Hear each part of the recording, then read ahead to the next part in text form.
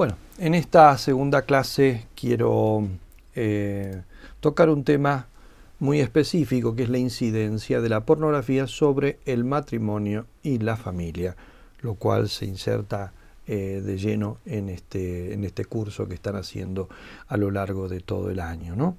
Estamos ante un problema realmente actualísimo, ¿no? Y muy preocupante, al punto de haber suscitado muchísimos estudios al respecto.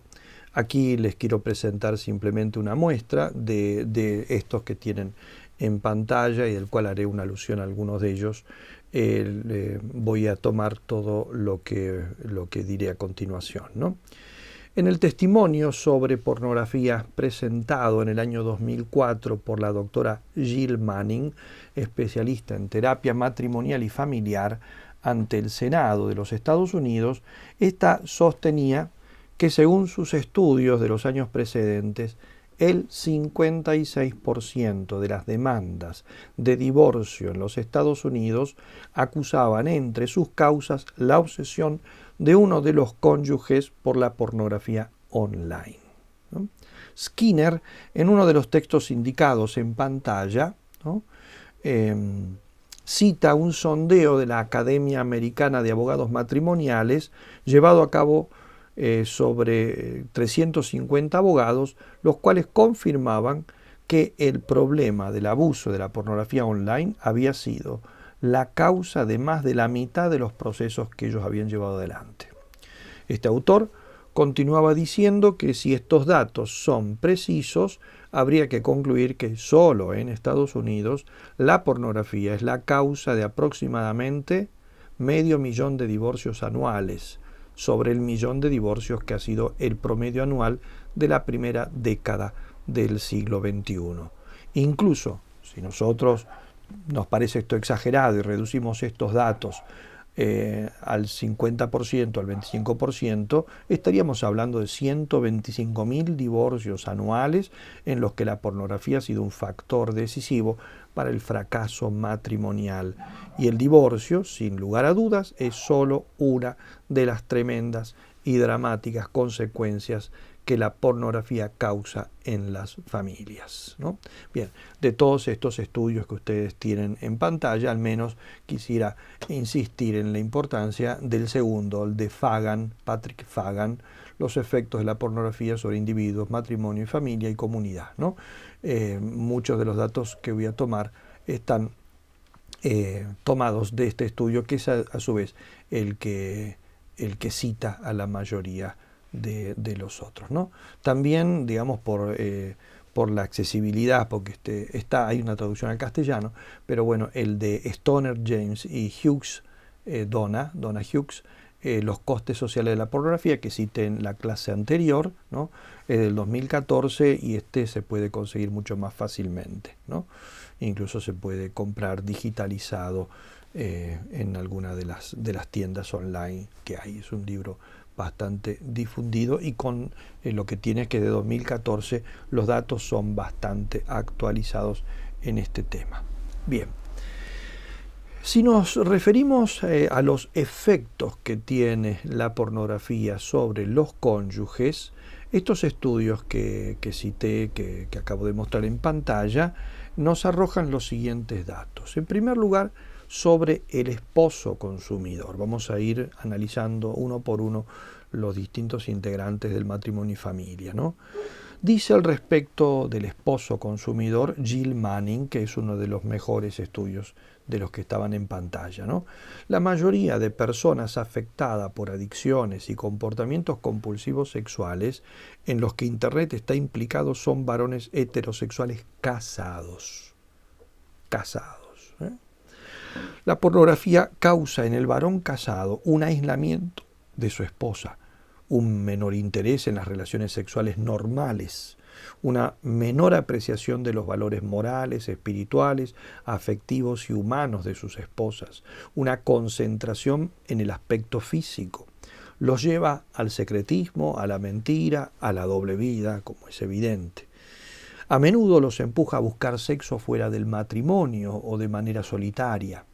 Genera rápidamente adicción. El tema de la adicción lo voy a tocar en un módulo especial, ¿no? La próxima semana, Dios mediante, o cuando dispongan los organizadores, pero hay un módulo dedicado al tema de la adicción sexual. Por eso en estas horas de hoy la menciono muchas veces, pero no entro deliberadamente en este aspecto tan dramático, ¿no?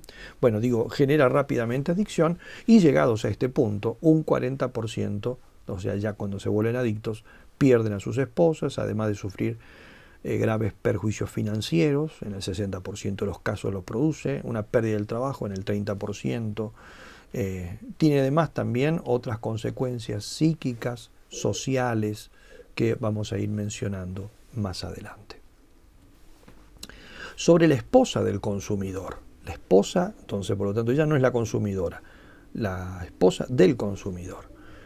Como la mayoría de los consumidores de pornografía son varones casados, según dije antes, ¿no? La repercusión que este fenómeno tiene sobre sus esposas exige una atención especial.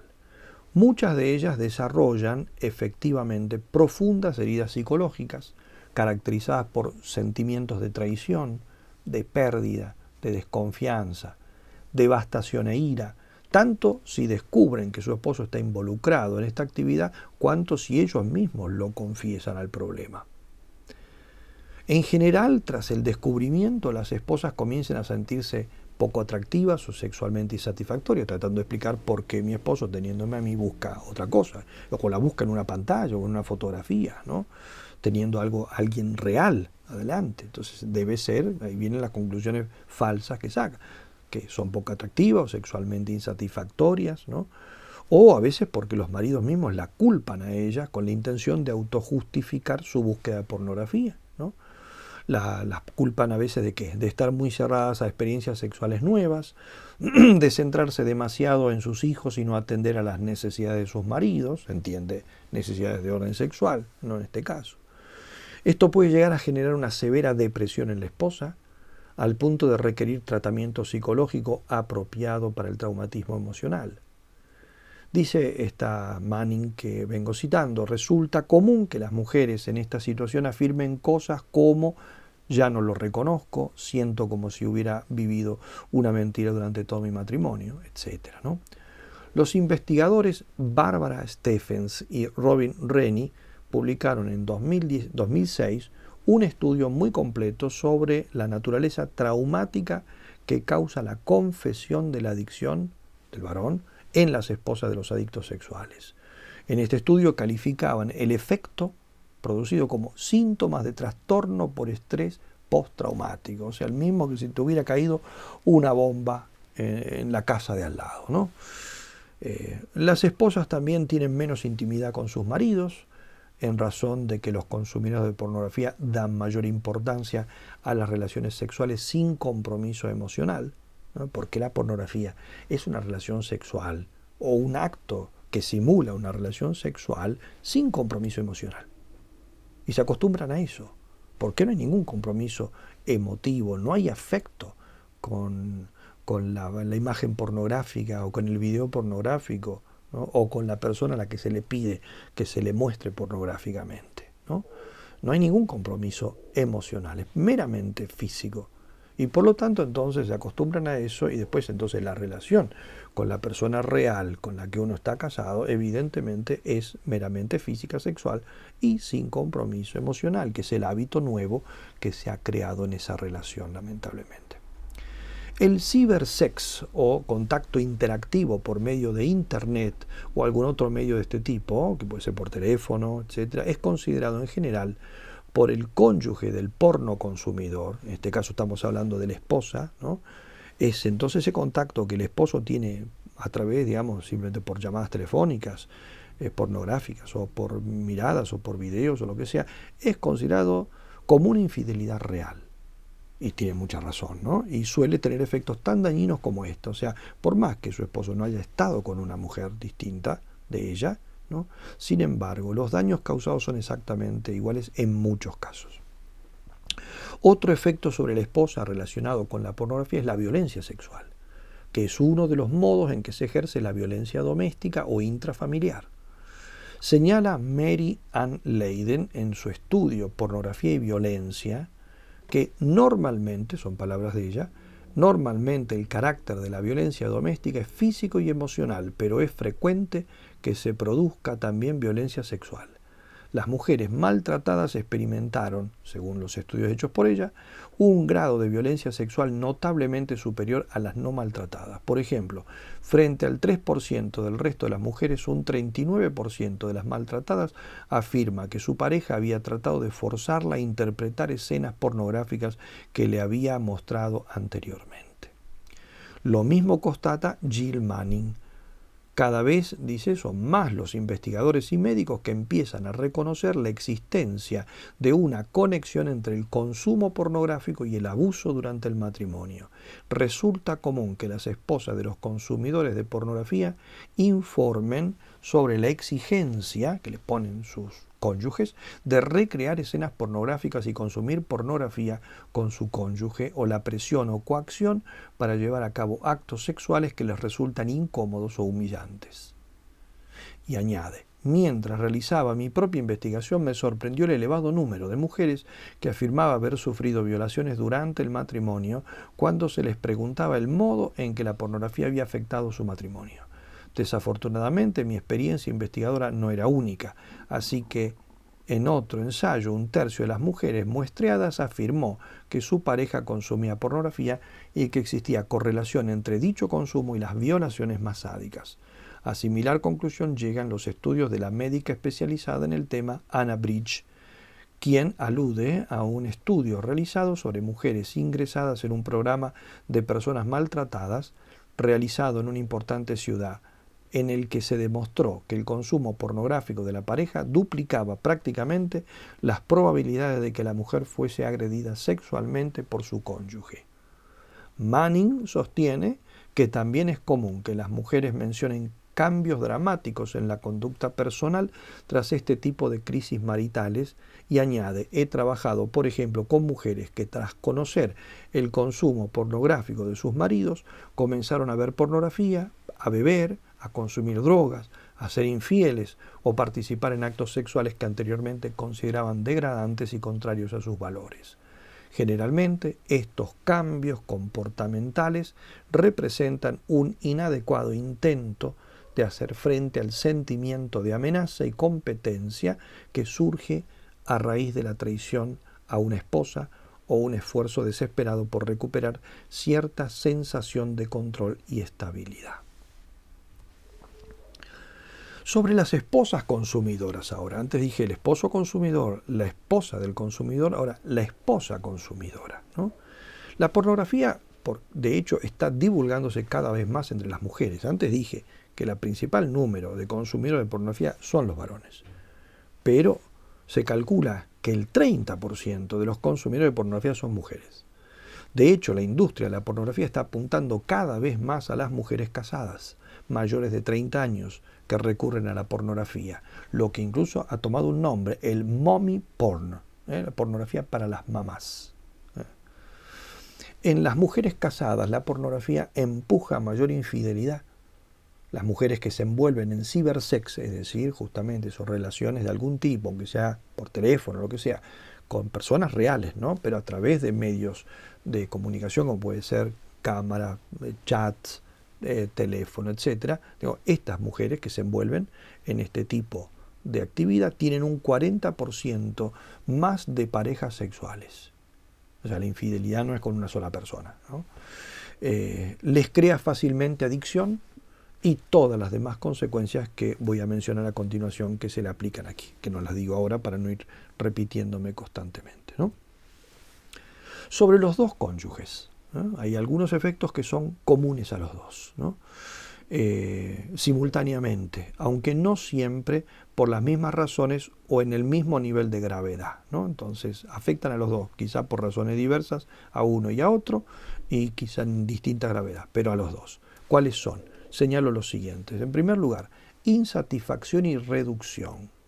El estudio de Jennifer Schneider, citado en la primera diapositiva, ha demostrado que cuando alguno de los dos miembros está envuelto en cibersexo, el 70% de las parejas pierde el interés por la relación sexual. Segundo lugar, el estar expuesto largo tiempo a la pornografía produce insatisfacción y disgusto por el afecto del cónyuge.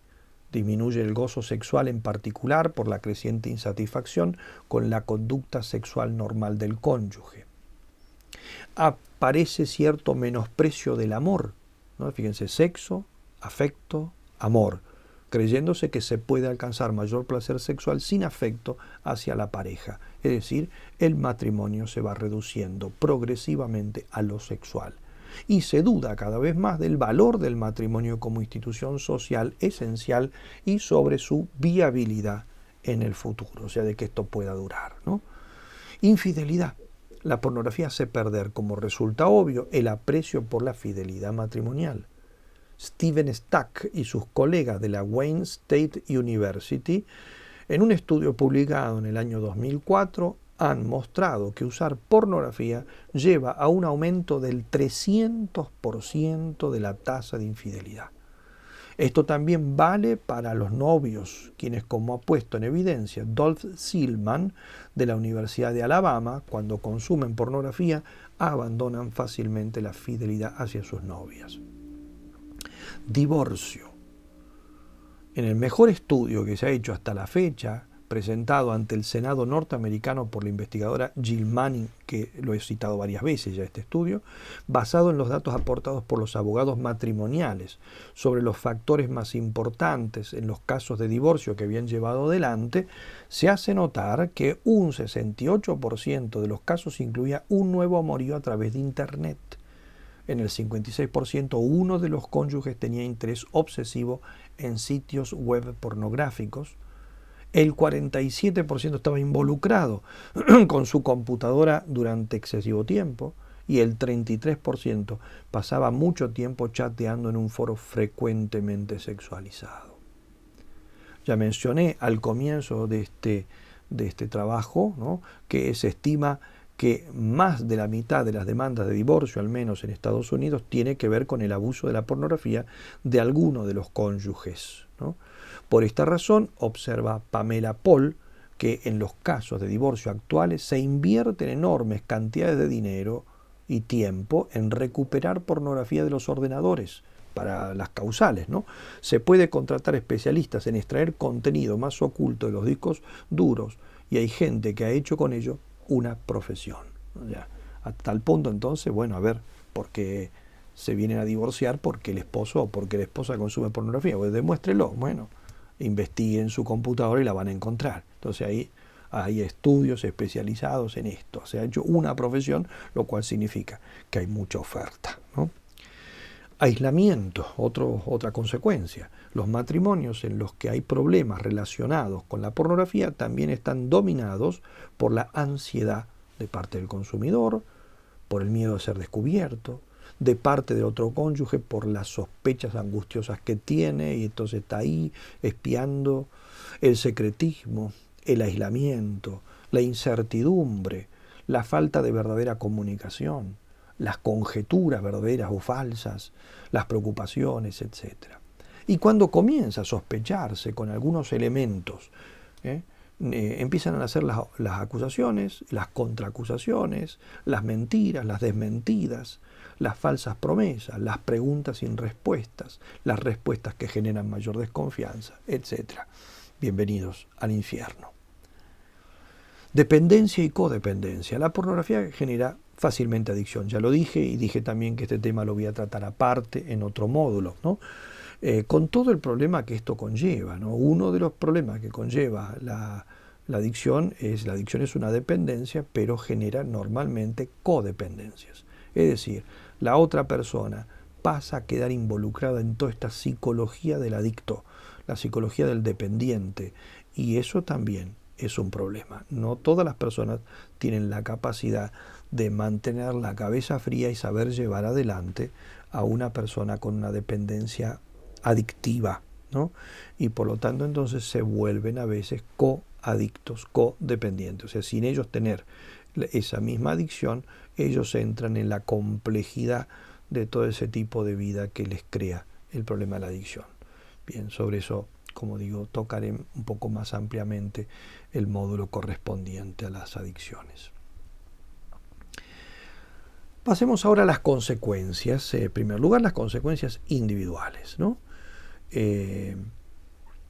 Me refiero a las consecuencias que afectando a uno o a los dos cónyuges individualmente repercuten sobre todo el matrimonio y sobre toda la familia, ¿no? Lamentablemente me debo limitar a solo enunciar estas consecuencias, pero todas se encuentran demostradas en los estudios que cité al principio, ¿no? Y que si vuelven este video hasta el comienzo, después pueden tomar nota un poco de esto o encontrarán, porque esos estudios están citados todos íntegramente en la bibliografía que puse en el artículo publicado en la revista Diálogo número 70 que mencioné al comienzo, ¿no? Bien, vayamos viendo entonces un poco estas consecuencias individuales con repercusión en todo el matrimonio y la familia. Primera de ellas, insensibilización, acostumbramiento, aburrimiento. El psiquiatra Norman Deutsch dice con toda crudeza, algunos hombres describen las horas que pasan en el ordenador o computadora frente a páginas porno de manera bastante gráfica. Dice, tiempo empleado en masturbar el cerebro. Disculpen la expresión, pero es la expresión de un profesional que la ha recogido de estas personas que ya han generado este problema tan grave de la adicción pornográfica. Evidentemente esto no puede evitar tener consecuencias muy serias tanto para la persona en cuestión como para todo aquel que interactúe con él, lo cual significa primero esposa y después hijos, ¿no? El uso prolongado de pornografía lleva al acostumbramiento, al aburrimiento, a la insatisfacción sexual, perjudicando notablemente las relaciones conyugales. Además, lleva a una visión más laxa de las relaciones sexuales extramatrimoniales y a considerar la sexualidad como mera recreación, no como parte del sacrificio, de la oración, del amor, del afecto, ¿no? Lo cual prepara ese considerarlo como una mera recreación, como una mera diversión, prepara el terreno para el adulterio con personas reales, ¿no? Que se suma al adulterio que ya de hecho afectivo que produce la misma pornografía.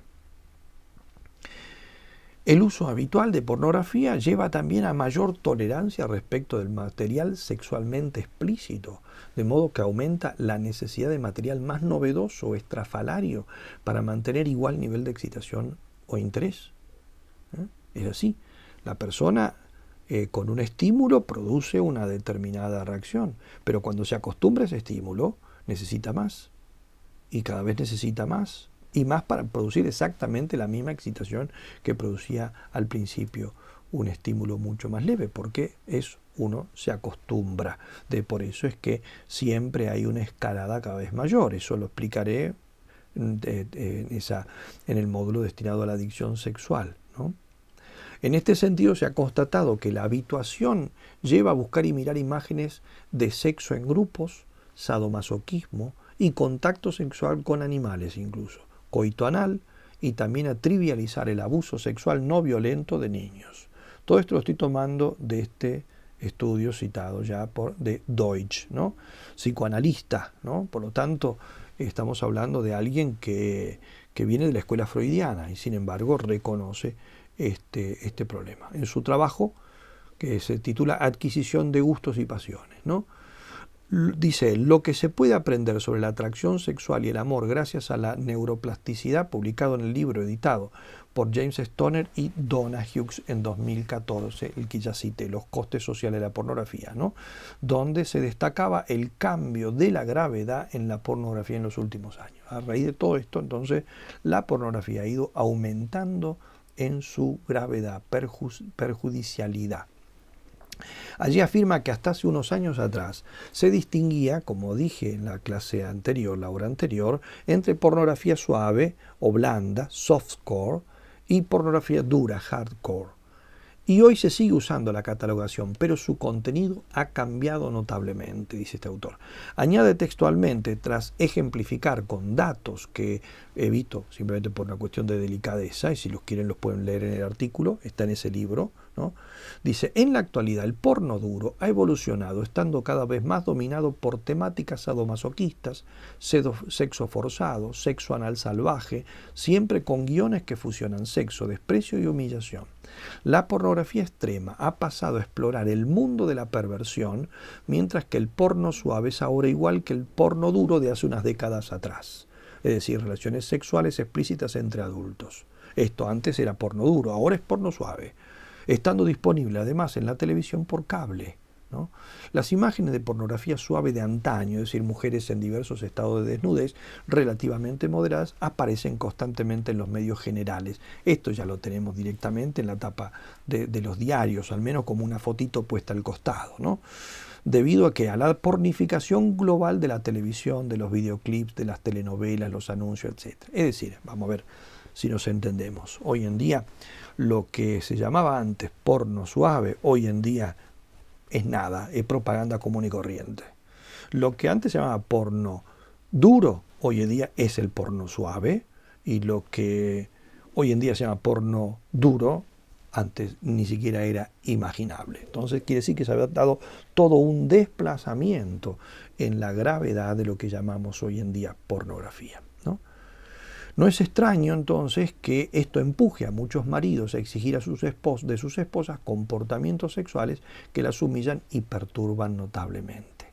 La ya citada doctora Jill Manning, terapeuta matrimonial especializada en pornografía y comportamiento sexual problemático, en uno de sus trabajos, llama La influencia de la pornografía en la mujer, hallazgos científicos, sociales y observaciones clínicas, constataba desde su experiencia clínica que el aumento de la exigencia de sexo anal y abuso o violencia física sexual dentro del matrimonio es efecto del consumo de pornografía de parte del marido, así como en general la presión o coacción para llevar a cabo actos sexuales que les resultan a las esposas incómodos o humillantes. Bien, mucha exposición a la pornografía lleva a los hombres a considerar a sus parejas como menos atractivas sexualmente, produciendo una menor satisfacción con respecto a la persona querida, su apariencia física y su conducta sexual. La necesidad de estímulos sexuales más intensos que trae la pornografía puede llevar al aburrimiento en las relaciones normales y una mayor probabilidad de buscar placer fuera del matrimonio. La exposición repetida a la pornografía lleva al espectador a considerar encuentros sexuales recreativos como algo cada vez más importante y hace que el que la mira halle más aceptable la permisividad sexual. Segunda consecuencia, la percepción alterada de la realidad. La pornografía lleva a percepciones distorsionadas de la realidad social. Por ejemplo, a una percepción exagerada del nivel de actividad sexual en la población general, a la estimación inflada de la incidencia de la actividad sexual prematrimonial y extramatrimonial, y también a una exageración de la frecuencia de promiscuidad tanto entre hombres como mujeres, exagerando casi todas las actividades sexuales de los adultos sexualmente activos. Es decir, piensan que todo el mundo hace esto que hacen ellos. Por eso los excusa, porque piensa que lo que están viendo, los programas que ven, las páginas que visitan, esa es la realidad, cuando eso es la realidad del submundo, es la realidad del mundo distorsionado en la moral, no es lo que hace la mayoría de las personas, pero tienden justamente a pensar de que todos hacen algo así, por eso es que ellos se encuadran dentro de todo en una suerte de normalidad, ¿no? Estas distorsiones llevan, según una investigadora, Monique Ward, a la aceptación de tres ideas. Primera, las relaciones sexuales son esencialmente recreativas. Segundo, los hombres por lo general están dominados por el sexo. Tercero, las mujeres son objetos sexuales. Esto, ¿dónde lo aprenden? Esto no lo aprenden en una moral rígida en la familia, esto lo aprenden en la pornografía. Es la pornografía la que transmite estas ideas, ¿no? A las mujeres en concreto, se las llama creencias que dan permiso, porque generan la suposición, estas ideas, ¿no? Creencias que dan permiso, porque generan la suposición de que estas conductas entonces son normales, por lo tanto aceptables, comunes y en consecuencia que no hieren a nadie, destruyen a las personas, ¿no? En cuarto lugar, produce la objetivación de la mujer, ¿no? Esto lo señala Fagan en ese estudio que fue el que principalmente recomendé, ¿no? La pornografía estimula la idea de que la degradación de las mujeres es aceptable y forja la idea de que estas son objetos sexuales. Por lo tanto, toda esa propaganda que tenemos del feminismo que sale en la calle y que dice ni una menos y basta de abuso y basta de esto, hay una cosa que nunca está presente en esos carteles, es la campaña contra la pornografía, ¿no? Cuando justamente es lo que produce, lo que hay de verdad en todo ese abuso cada vez más extendido de la mujer, lo que hay detrás es gran parte es el efecto justamente de la producción de la pornografía y de la difusión que tiene la pornografía. Por lo tanto, es ahí donde se tiene que atacar. Se quiere atacar las consecuencias, pero nunca se anima a atacar verdaderamente las causas que las producen, ¿no? Dado que los hombres usan pornografía de 5 a 7 veces más frecuentemente que las mujeres, son más propensos a describirlas en términos abierta y exclusivamente sexuales.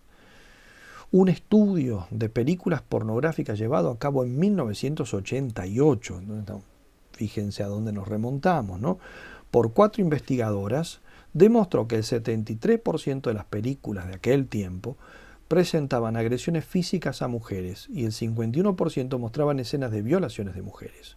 Muchos estudios insisten también en que gran parte del material pornográfico, en particular películas, promueve el mito de la violación aceptada, es decir, que las mujeres violadas terminan por disfrutar de la experiencia.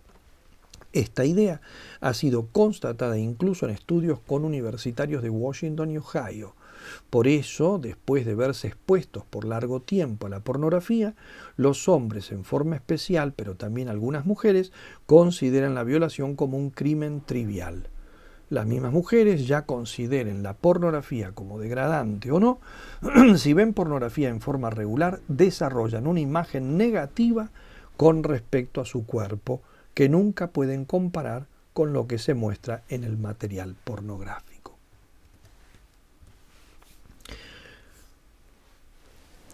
Otras consecuencias, las consecuencias clínicas. El consumo de pornografía tiene no solo consecuencias psicológicas y familiares, sino también numerosas secuelas clínicas que también repercuten sobre la vida matrimonial y familiar.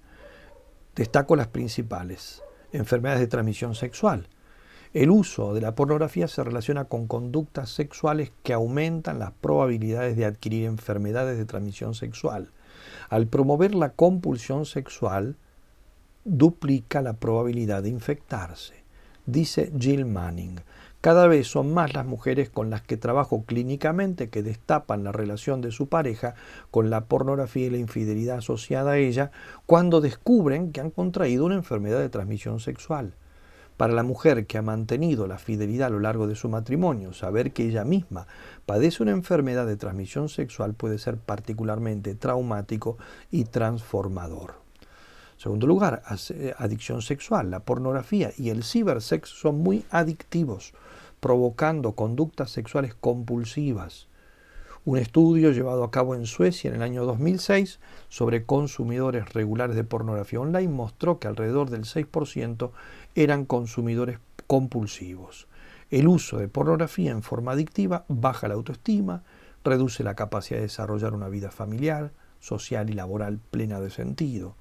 Muchos adictos a la pornografía, como la mayoría de los adictos, no aceptan que carecen de control, incluso cuando están preocupados por la cantidad de tiempo y dinero que gastan viendo pornografía. Entre quienes usan pornografía en Internet, la depresión clínica severa es 2 veces más frecuente que en quienes no la usan. Otra más, agresión y abuso. Ya hemos mencionado la relación entre pornografía y violencia sexual en el matrimonio.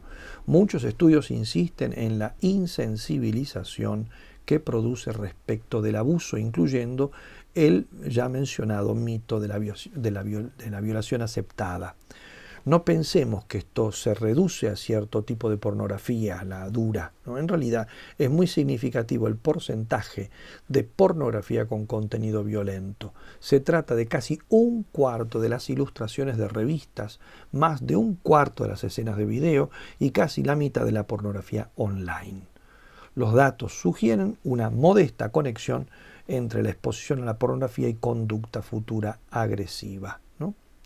A esto hay que sumar que la pornografía afecta profundamente a las personas psicóticas, aumentando la probabilidad de que lleven a cabo sus impulsos.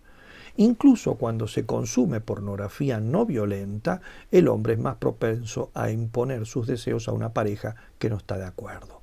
También disminuye la empatía por las víctimas de la violación, trivializa este crimen, minimiza el abuso sexual de menores y aumenta la predisposición para recurrir a la violación. Pasemos al impacto sobre los hijos, ¿no? La pornografía tiene también serias consecuencias sobre ellos, lo quieran o no lo quieran sus padres. En primer lugar, sobre los niños, es decir, los más pequeños, luego veré sobre los adolescentes algo más. Un niño puede estar expuesto a padecer la influencia de la pornografía en su propio ambiente familiar por diversas maneras. Ateniéndonos a los casos que son referidos con más frecuencia, pueden descubrir a sus padres, ¿no?, viendo pornografía, pueden encontrar material pornográfico guardado por sus padres e impreso, revistas o digital en computadoras de la casa. Pueden encontrar a alguno de sus progenitores realizando algún acto sexual mientras consume pornografía. También pueden escucharlos mientras están envueltos en sexo telefónico. Pueden toparse con programas de televisión o incluso con canales pornográficos mientras hacen zapping televisivo, control de sus padres, etc., ¿no? Sin el control de sus padres.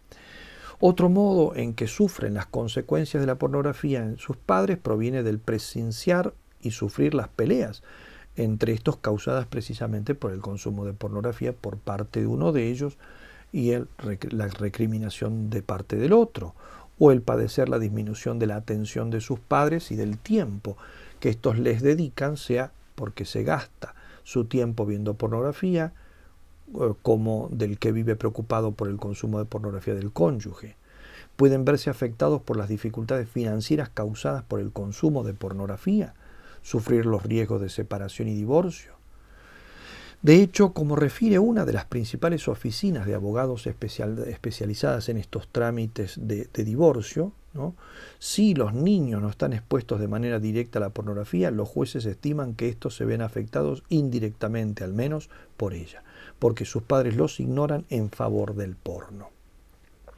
En todos los casos de los que conozco personalmente, muchos ejemplos, y conservo duros testimonios, las consecuencias son muy significativas, llegando a causarles a los niños serios problemas y traumas, aumento de riesgo de desarrollar actitudes negativas respecto de la naturaleza y fines de la sexualidad, tensiones afectivas, incremento de las posibilidades de transformarse ellos mismos en consumidores de pornografía, riesgos de comenzar a mirar a los demás seres humanos, especialmente a las mujeres, como objetos sexuales y distorsión en su desarrollo sexual. Sobre los adolescentes vale también todo lo que acabo de decir respecto de los niños, ¿no? También vale para ellos, porque a pesar de haber superado la infancia, no dejan de ser menores. De hecho, el doctor Mark Schwartz, director médico de Masters & Johnson, ha visto, dice él, a chicos de 14 y 15 años adictos a la pornografía y se dice no sorprendido porque, afirmaba él, a esa edad el cerebro es mucho más susceptible. Cuando los adolescentes miran pornografía quedan desorientados, muy vulnerables frente al control de su sexualidad, precisamente en la etapa de su desarrollo en el que deben aprender a dominarla, así como respecto de los valores morales que se están forjando. Esto aumenta su incertidumbre respecto a la sexualidad, estimula la exploración sexual con otras personas, les disminuye el sentido de compromiso y la autoestima sexual, aumenta la vergüenza, provoca sentimientos de soledad y puede ocasionar depresión severa. Por último, resumiendo los costes sociales del fenómeno pornográfico, hay que decir que son elevadísimos y de diversas clases. Simplemente los menciono. Ante todo, no puede haber pornografía sin explotación de personas débiles. La industria pornográfica está ligada necesariamente a la explotación sexual. Y esto vale incluso para las personas a las que se puede decir que eligen dedicarse a este modo de prostitución, que consiste en exponer o vender su intimidad a las miradas lujuriosas. Ya dije que esto es un derecho indeclinable, o sea, no se puede ceder, incedible. ¿no? El mundo de las estrellas del porno es un mundo de hombres y mujeres heridos y degradados, asqueados de sí, volcados al alcohol y a las drogas para sobrellevar su depresión, sin valores existenciales, con frecuentes intentos suicidas. Segundo lugar, la pornografía ayuda de una manera u otra a consolidar todo el negocio de la prostitución y del tráfico de mujeres, que es un drama del que poco se sabe. Por más que se hable mucho, se sabe poco. El gobierno federal de los Estados Unidos estimaba hace unos años atrás entre 14.500 y 17.500 personas que son traficadas cada año solamente en ese país. Y esto tiene que ver con la pornografía. Tanto el Departamento de Justicia como el Centro Nacional para Niños Perdidos y Explotados reconocen que la pornografía es el elemento que se añade al serio problema del tráfico sexual. Muchos traficantes han sido hallados con equipos de filmación y cámaras fotográficas para producir y vender pornografía. Tercer lugar, la pornografía está minando la estabilidad de numerosos matrimonios y familias, incluso de los que gozan de buena formación humana y religiosa. Cuarto lugar, está socavando todas las reservas morales de la sociedad al llevar a la adicción y a la patología sexual a profesionales, religiosos, sacerdotes, pastores protestantes, líderes religiosos de distintas confesiones, políticos, maestros, profesores, etc. En quinto lugar, está dañando de modo irreparable el futuro de la sociedad al mutilar, en algunos casos de modo definitivo, el desarrollo emocional e intelectual de miles de niños y adolescentes. En sexto lugar, está produciendo una reingeniería social en la que se han combinado los conceptos fundamentales de sexo, amor, familia, mujer, placer, sacrificio, en suma, del hombre mismo y de Dios. Todo esto está realmente cambiado. En séptimo lugar, también hay que señalar entre sus costos sociales las enormes sumas de dinero que anualmente se gastan tratando de paliar los daños causados por la pornografía, especialmente en el orden de la salud mental y física. Cada vez aparecen más centros de rehabilitación, especialmente en algunos países como Estados Unidos, que intentan ofrecer tratamientos, no siempre eficaces, lamentablemente, a este morbo creciente. Aún así, son escasísimos para afrontar la dimensión del problema. Los efectos dañinos, entonces, a nivel social y cultural son inmensamente más graves, duraderos y progresivos que los causados por varias bombas atómicas. Hacemos una pausa antes de nuestra última hora de clase.